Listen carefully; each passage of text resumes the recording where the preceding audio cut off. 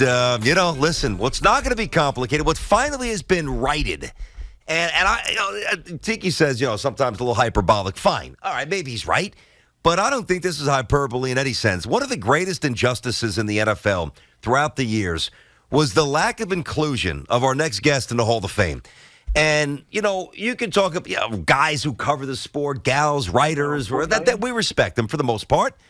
They're trying to do a good job. But all you had to do was talk to this guy's peers.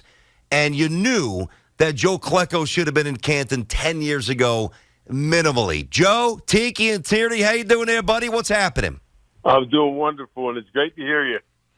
Good to have you. Now, listen, we've got the documentary coming up on Sunday on SNY at 5:30. I watched it. It's awesome. What I didn't know, Joe, and if you could expand on this a little bit and give viewers a little sense of what they'll be watching, your unconventional route to the NFL, you barely played high school football.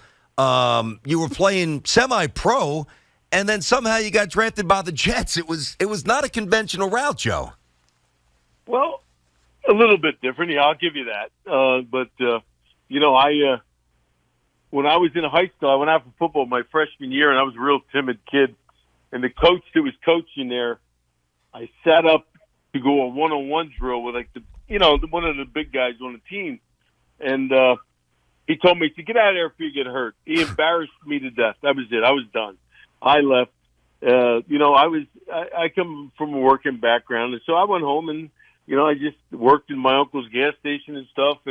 But then come my senior year in football in high school, I figured, look, there wasn't nobody on the team that, I couldn't handle. So I figured, let me go out.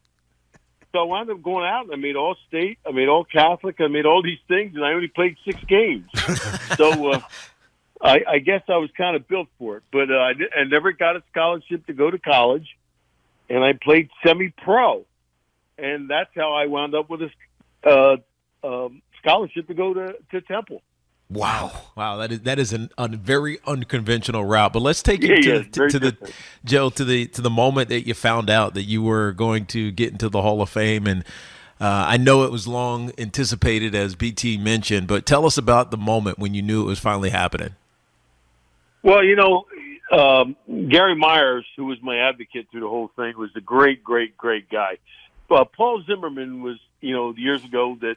From Sports Illustrated, really carried my banner for a while. And then he died, and Gary Myers picked it back up here about 3 or 4 years ago on the senior side. And Gary told me that, in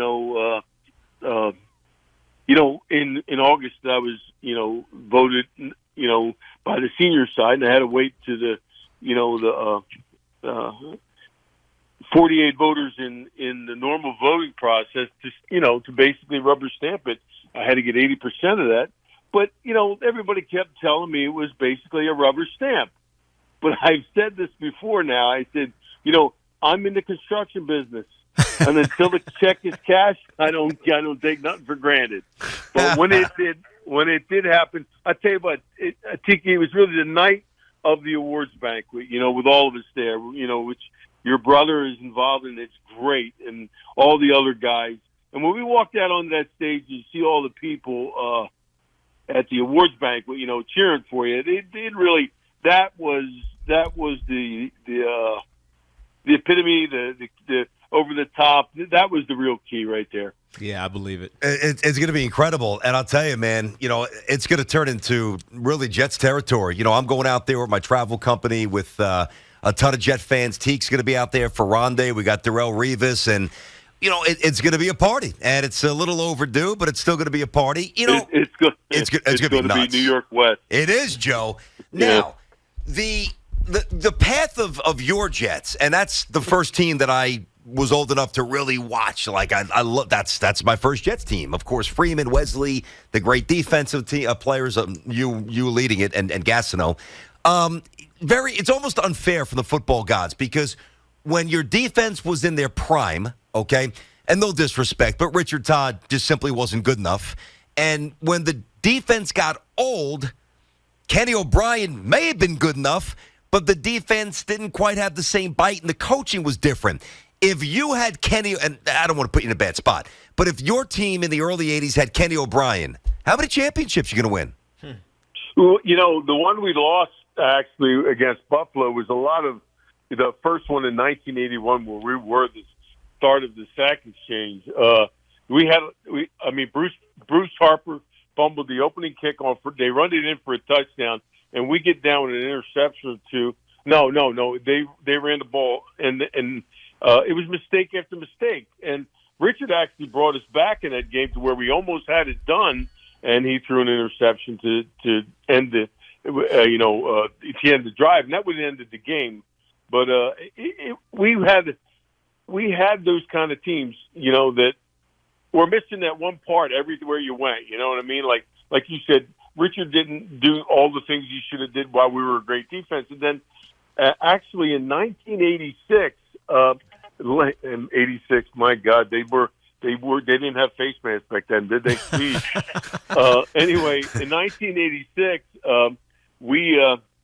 Lance Mellon and I got hurt, and we were 10-1, and after that we didn't win a game, and it kind of went downhill from there. But it was all the times that we had the goods on defense that the offense would not have the goods, and vice versa. And would it have been? We could have possibly. Listen, the time we lost to the Dolphins in the Mud Bowl, they called it. They played Washington, and Riggins ran all over them. Yeah, I remember that. Nobody ran the football on us. Nobody. And I just can't. I would have loved to have known what it would have been like if we would have played Washington in that Super Bowl. Yeah, it's interesting because it's been a long time, probably back to those eras, that there was consistently good Jets teams, and now it feels like bringing it forward with Aaron Rodgers finally getting this trade consummated, and he's going to be the starting quarterback for the Jets. It feels like a new era is reshaping. From a Jets standpoint and former player standpoint, are you as excited about this as the fans are? Because it's felt like it has been a really long time. Well, there's no doubt in the world. We know Wilson wasn't going to do it, and when they traded, everybody away, and they knew they had to get him. Listen, you're talking about probably the greatest accuracy quarterback that's played in the last 10 years. Nobody's has been as accurate as him on the run or standing in the pocket. As far as the only thing I always questioned about it was really about his ability. You know how Tom Brady went to Tampa Bay, and he really endeared all the other players, and they corralled around him because he was the GOAT at the time, and still is, I think. But the way he gathered all the players together and convinced them that we are absolutely the team to do this. If Rodgers can do that with this young team, there's no doubt if he can exceed their own expectations, which he could do if they listen to him and all. It could be an unbelievable run. I worry about him with maybe things going wrong with the younger players, but as far as a player to take him to that next level, there's no doubt he's a guy. Now, Joe, let me push back on a little something here. We're told of the great Joe Klecko finally getting his due. Number 73, the man, 3 different positions, Pro Bowl. Sunday, 5:30 SNY, the documentary. We'll be out there in Canton to honor Joe. It's going to be great. You talk about Rodgers and the dynamic of the young players. Like, if that doesn't work out well, if it doesn't, to me, it's because the Jets have the wrong young players, which I don't believe. Like, the onus is on the young kids to snap into gear. Rodgers, it's not just showing up in August like Favre did back in the day. He's already thrown at the facility. He's all in. He's going to be around. Why wouldn't it work with the young kids, Joe? I'm not worried about anything with that. No, I agree with you there. I agree with you 100%. Why would it not?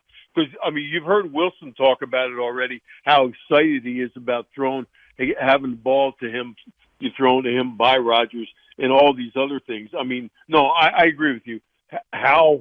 Why would it not work? I'm just saying that's the only question mark I had, but why wouldn't it work? There's no reason it shouldn't. Gotcha. There's no reason it's not. The guy with the experience that Rodgers had, but also, he's a little volatile, but, from that standpoint, there's a question mark, but can he take them to the promised land? There's no doubt. if this guy stays healthy, and his ability to move an offense, and they come back and everybody's healthy and the running backs are healthy again, this team could be just an absolute dynamite team for a couple of years. Mm-hmm. Well, listen, man, they sent it to us yesterday. I had a chance to watch it this morning. Our boy Beningo's all over it, as you can imagine. This is going to be this is going to be fun. Sunday, 5:30, SNY. It is all about Joe and what's an unconventional path and, a road that very few have traveled. I mean, you think about many of the superstars across sport.